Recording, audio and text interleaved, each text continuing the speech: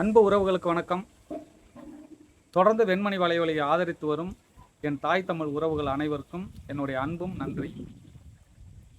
இன்னைக்கு நம்ம பார்க்க போகிறது என்னன்னா, இந்த கருத்து கணிப்புன்னு ஒரு விடயத்தை ஒரு வாரத்துக்கு முன்னாடி ஒரு கருத்து கணிப்பை நம்முடைய அண்ணன் செந்தமிழன் சீமானின் அன்பு தம்பி ரங்கராஜ் பாண்டே அவர்கள் வெளியிட்டிருக்கிறாரு. வெளியிட்டு ஒரு பெரிய படிப்பினையை நமக்கு கொடுத்துருக்கிறார்.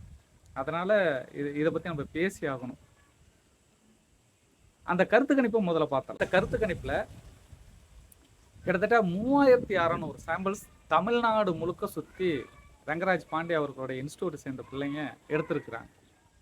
அந்த 3600 சாம்பிள்ஸ் வச்சு தான் இந்த 6 கோடி மக்களுடைய வாக்கு எப்படி இருக்குங்கிறத கணிச்சிருக்கிறாரு நம்ம ரங்கராஜ் பாண்டே அண்ணன்.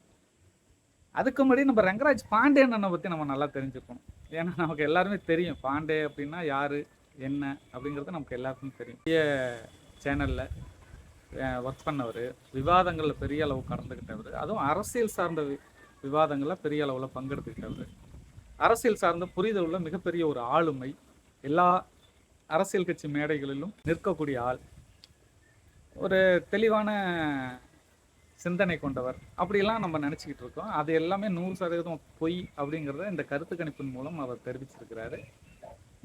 அதுக்கப்புறம் இந்த கருத்து கணிப்புக்குள்ளே வந்தோம்னா 3600 சாம்பிள்ஸ் எடுத்து அந்த சாம்பிள்ஸ் என்ன சொல்லுதுன்னு ஒரு பகுதியாகவும், அது இல்லாமல் இவரே ஒரு ஜோசியம் பார்த்து இவரே ஒரு கணிப்பை சொல்லி ஒரு பகுதியையும் கொடுத்துருக்கிறாரு. அதில் முதல்ல அந்த மக்கள் கொடுத்த பகுதி என்ன அப்படின்னு பார்த்தோம்னா, மக்கள் கொடுத்த தீர்ப்பு என்னன்னு பார்த்தோம்னா, அதிமுகவுக்கு 41% வாக்கு அதிமுக கூட்டணிக்கு, அடுத்தது திமுக கூட்டணிக்கு வந்தால் 30% வாக்கு மக்கள் கொடுத்த தீர்ப்பு. அடுத்த கட்டமா இந்த வந்தோம்னா 22% வாக்கு தமிழக வெற்றி கழகம் விஜய்க்கு, மிச்சம் இருக்கிற 7% வாக்கு நாம் தமிழர் கட்சிக்கு. பாண்டே எடுத்த 3600 சாம்பிள்ஸ் எங்கேருந்து எடுத்திருக்காருன்னு எனக்கு தெரியல, உண்மையிலே தெரியல. போன நாடாளுமன்ற தேர்தலில் 8% வாக்குகளை பெற்ற நாம் தமிழர் கட்சி வரப்போகிற 2026 7% வாக்கு வாங்க போகுதாம். இதுவரையிலும் தேர்தலையே சந்திக்காத விஜய் அவர்கள் தனிச்சு நின்று 22% வாக்குகளை வாங்க போறாராம் இப்படின்னு மக்கள் சொல்லியிருக்காங்களாம். இவர்கிட்ட ஒருவேளை ஃபோன் போட்டு சொல்லியிருப்பாங்களோ. எனக்கு தெரிஞ்ச ஆதவர்ஜினா கிட்டையும் நம்ம ஐயா ஆனந்துகிட்டையும் இவர் சாம்பிள்ஸ் எடுத்திருப்பாரான்னு தெரியல. 22% வாக்கு. சரி, இது மக்கள் கொடுத்த தீர்ப்புன்னு சொல்றாரு. அடுத்த கட்டமா இவருக்குன்னு ஒரு கணிப்பு இருக்கான். ஏன்னா இவர் மிகச்சிறந்த சோசியர் அப்படிங்கிறத இந்த கருத்து கணிப்பின் மூலம் நிரூபிச்சிருக்கிறார்.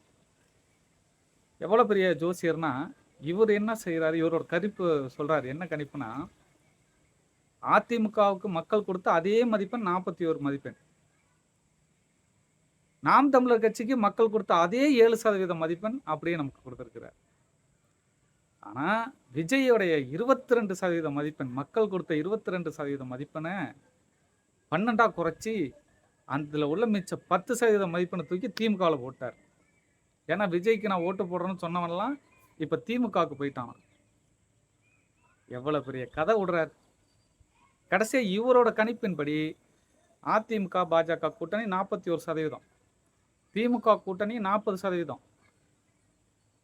தமிழக வெற்றி கழகம் தனிச்சு நின்று 12%, நாம் தமிழர் கட்சி தனிச்சு நின்று வெறுமனே 7%. எவ்வளோ பெரிய டீட்டெயில்ஸை கொடுத்துருக்காரு பாண்டே. நினைச்சா அப்படியே புல்லரிக்குது. உண்மையிலே இதன் மூலம் பாண்டே நிரூபிச்சிருக்கிறது என்னன்னா, தமிழ்நாட்டில் ஸ்ரீவில்லிபுத்தூர்ல பிறந்திருந்தாலும், அண்ணன் சீமானோட நெருக்கமா பழகி கொண்டிருந்தாலும், நாம் தமிழர் தம்பிகளை பற்றி ஒரு நல்ல விஷயங்களை நான் பொதுவில் சொல்லிகிட்டு இருந்தாலும், அடிப்படையில் நான் ஒரு பாண்டே அப்படிங்கிறத அவர் நிரூபிச்சிருக்கிறார். ஏன்னா தமிழ் தேசியம் தமிழர்களை தாண்டி மற்றவர்களுக்கு பிடிக்கிறதெல்லாம் பெரிய விடை. இப்போ நாம் தமிழர் கட்சியிலே தமிழர் அல்லாதவர்கள் நிறைய பேர் இருக்காங்க. அவங்க நாம் தமிழர் கட்சி நோக்கி நகர்றாங்க, நாம் தமிழர் கட்சி விரும்புகிறாங்க அப்படின்னா அவர்கள் எளிய மக்கள்.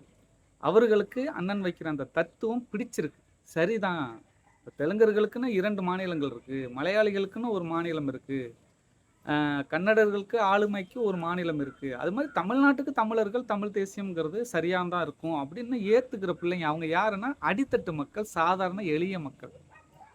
ஆனா பாண்டே அடித்தட்டு மக்களும் இல்ல, சாதாரண எளிய மக்களும் இல்ல. ஒரு அஜெண்டாவோட தமிழ்நாட்டுக்குள்ள வலம் வந்து கொண்டிருக்கிற ஒரு பெரிய, என்ன சொல்றது, பெரிய ஆள், ஒரு பெரும் ஆளுமை. அவரோட அஜெண்டா என்ன?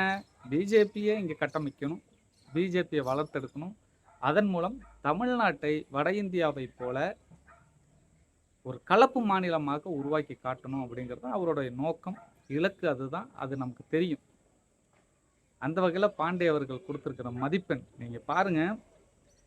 எடப்பாடி பழனிசாமி அவர்களும் பாரதிய ஜனதா கட்சியும் சேர்ந்து 41%. 41% இருக்கணும்னா இந்நேரம் தமிழ்நாட்டில் ஒரு பெரும் மாற்று சிந்தனை உருவாகி இருக்கணும். இதுவரை திமுகவிலேருந்து திமுக எதிர்த்து அதிமுக ஒரு மாற்று சிந்தனையை தமிழ்நாட்டில் விதைக்கல.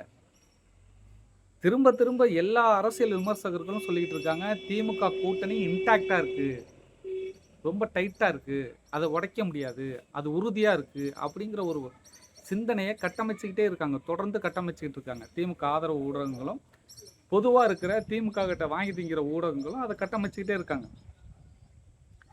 அது தொடர்ந்து கட்டமைக்கப்படும் போது திமுகவுக்கு நேர்மறையான சிந்தனைகள் தான் மக்கள்கிட்ட இருக்கும். அதுக்கு எதிரான சிந்தனையை யார் உருவாக்கணும்னா அதிமுக உருவாக்கணும். ஏன்னா அதிமுக கிட்டையும் அதுக்கான பலம் இருக்கிறதா இவங்கெல்லாம் நினைக்கிறாங்க. அப்போ அவங்க உருவாக்கியிருக்கணும். 41% வாக்குகளை எடப்பாடி பழனிசாமி பெறுகிறார், பாஜக பெறுகிறது என்றால் அதுக்கான சிந்தனை உருவாக்கி இருக்கணும்ல. ஒண்ணுமே இல்லையே, ஒண்ணுமே இல்லையே. நாம் தமிழர் கட்சியின் அனுதினமும் ஒவ்வொரு நாளும் அண்ணன் சீமான் அவர்கள் களத்தில் நின்று திமுகவை கேள்வி மேல் கேள்வி கேட்டு திமுகவுக்கு மிகப்பெரிய குடைச்சலை கொடுத்துக்கிட்டு இருக்கிறார். அப்படி ஒரு தாக்கத்தை அதிமுக இன்னும் செய்யலையே. ஒரு செய்தியும் கிடையாது, ஒரு செய்தியும் கிடையாது. அப்போ பாண்டே முடிவு பண்ணிட்டார். என்ன முடிவு பண்ணிட்டாருன்னா, அதிமுக பாஜக கூட்டணி 41% வரணும். அதே போல தாவேகா 22 அப்படின்னு சொல்லி 12ன்னு சொல்லினாதான் நாம் தமிழரை கீழே இறக்க முடியும். அப்ப விஜயை கட்டணும் அப்படின்னு நினைக்கிற பாண்டே நாம் தமிழரை கீழே தள்ளணுங்கிறதையும் நினைக்கிறார். நான் நாம் தமிழர் தம்பிகள்கிட்ட சொல்றது ஒண்ணுதான், 2026 சட்டமன்ற தேர்தல் முடிஞ்சு முடிவுகள் வெளிவரும் வரை இந்த கருத்து கணிப்புகளை நோக்கி எந்த இடத்துக்கும் போகாதீங்க. கருத்து கணிப்புகளை நீங்க தலையிடாதீங்க. கருத்து கணிப்புகள் சம்பந்தப்பட்ட காணொலிகளை பார்க்காதீங்க, விடுங்க. ஏன்னா எவனும் நம்மை ஆதரிக்க போறதில்ல, எந்த ஊடகமும் நம்மளை ஆதரிக்க போறதில்ல, எந்த நடுநிலையாளனும் நம்மளை ஆதரிக்க போறதில்ல. முதல்ல அதை புரிஞ்சுக்கோங்க. எங்க மக்கள், நாம் தமிழர் தம்பிகள் புரிஞ்சுக்கணும். இந்த நடுநிலையாளன், இந்த மண்ணாங்கட்டி தெருப்பொழுதுன்னு சொல்லிக்கிட்டு இருக்கு திரிகிறவங்கள்ட்ட வார்த்தைகளை நம்பாதீங்க. நம்ம அண்ணன் சீமான் என்ன சொல்றார், எந்த நோக்கி அவர் போறாரு, எதை நோக்கி அதை பயணிக்கிறார், அதை புரிஞ்சுக்கிட்டு அதன் வழித்தடத்தில் நம்ம பயணிக்கணும். அதை நோக்கி நம்மளுடைய செயல்பாடுகளை அமைச்சுக்கணும். அப்படிதான் நம்ம போகணுமே தவிர இந்த மாதிரி நடுநிலையாளர்னு சொல்றவன் கடைசியாக கழுத்து அறுத்துரும். இந்த கருத்து கணிப்பு முழுக்க முழுக்க நாம் தமிழர் கட்சியின் முதுகில் குற்றப்பட்ட ஒரு கத்தி போன்றது.